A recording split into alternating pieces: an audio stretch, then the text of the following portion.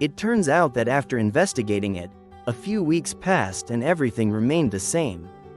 I kept going out at night to look for the witch, and I went around the colonies where it was said that there were phenomena like sucked children, people who appear with bruises on their knees, people who cannot sleep, or that they saw an old woman accompanied by stray dogs, all this on the night walk.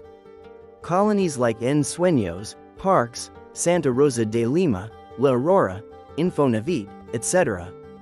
The first nights I was not successful. I just went out to look around and I did not find anything.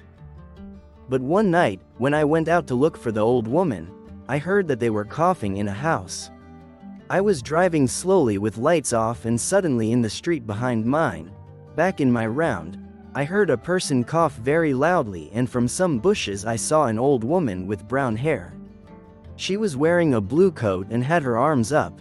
It looked like she was praying something in front of the victim's house.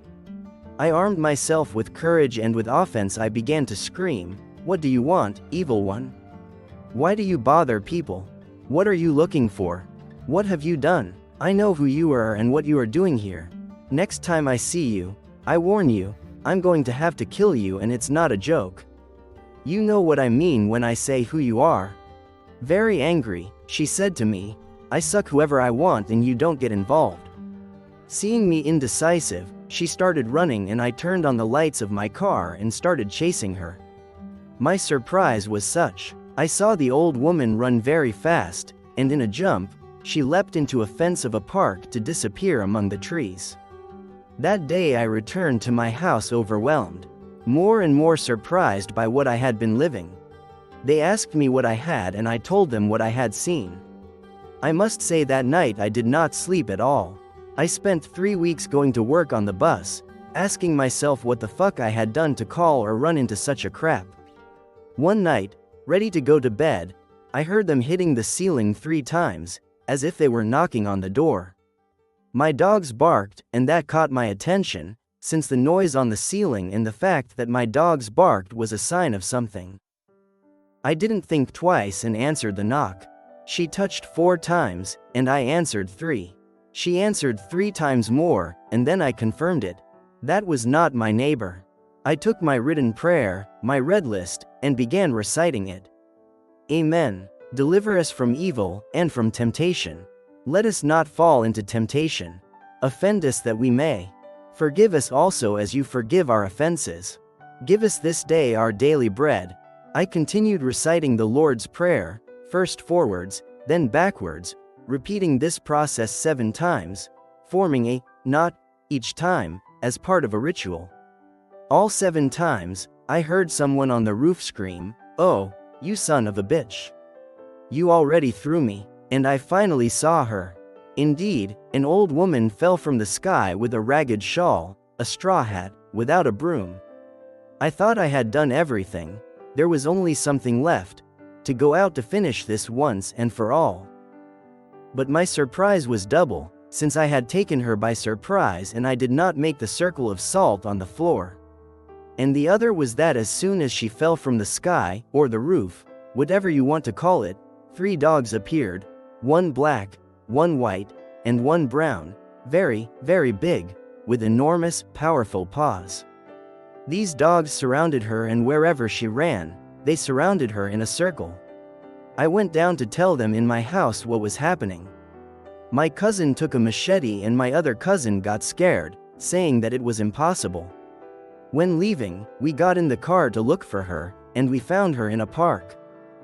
She was the same old lady that had been to my place months ago, to offer me to teach me how to suck people. Only this time, she was wearing a straw hat. I tried to get out, but the dogs were furious. I decided to drive quickly in my car, but she ran very fast. And those dogs did the same. It was a scene too strange for me. I chased her down the street. One of my cousins told me not to go down, that it was just an old woman who was there, walking her dogs. I said, yes, of course, at 3 in the morning, an old woman falls from the roof, walking her dogs. In discussion, I lost her, and when I looked at her again, I saw her turn a street. Heavens, what the 3 of us saw was very, very strange. And it is that on the crossing of two streets, she went up and disappeared, as if heaven had sucked her. I'm not going to lie, I was very upset with my cousin. Although I must confess that it was the first time they saw something like that. We got home and that night we couldn't sleep. We just went out for a walk on the street. In fact, I didn't go to work the next day. I was looking for books, on the web, stories written about witches, everything that could help me realize that this was not a hallucination, nor a story that I was inventing. The only thing I found was people who recounted vague stories, like grandparent tales, throwing pepper on the ceiling, and things like that, without much that helped me get into the subject and guide me in what I should do. It happens that when I was investigating, someone told me that with sulfur on the ceiling, a cross of lime, a cross of paracon, they would leave. Someone else told me that I should throw her away and thus offer myself as the one to execute her, because they are not humans anymore, they are a kind of vampires. Then someone told me that having a hat and a broom on the floor at the same time, they would go, etc. Another woman told me to bathe myself with bitter herbs and a broken glass so that I would not choke anymore, and that paracon would add to all this. So I investigated, but unfortunately, I am a very, very restless person and I never let go of it. I got to the bottom of the matter and this time I was determined to put an end to it. They say that in these cases, it is either her or it is you. The months passed and there were no traces of this damn thing. I lived in total anguish, often only getting to sleep at 2:30 or 3 in the morning, filled with dread. I already knew what was out there at night and what is real. Now I understand why in many traditions or religious philosophies they talk about the terror of night. Many coincide that after 12 at night or from 3 in the morning these things usually happen. I don't know if it's my luck or rather my bad luck, but all my life I've been surrounded by situations of this kind.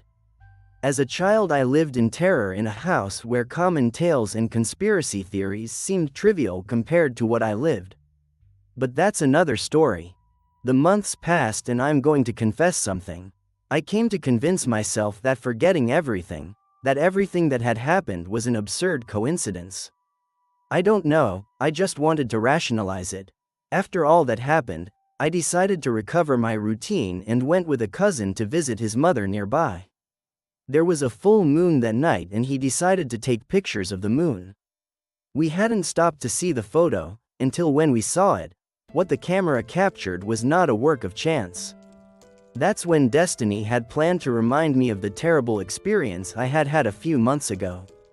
It was not a photo montage, it was not a fake, it was not even an insect. It had been sent for study in the United States and confirmed to be 100% real.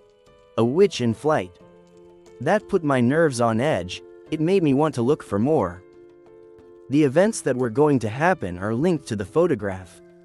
I knew it would be a lot to ask anyone to believe me, but I didn't care. I knew that this had happened. It was useless to make up a lie when telling the story with the desire to help others. I hoped that if others knew someone, a hunter of witches or vampires, they could put him in contact with me, because this situation required an expert.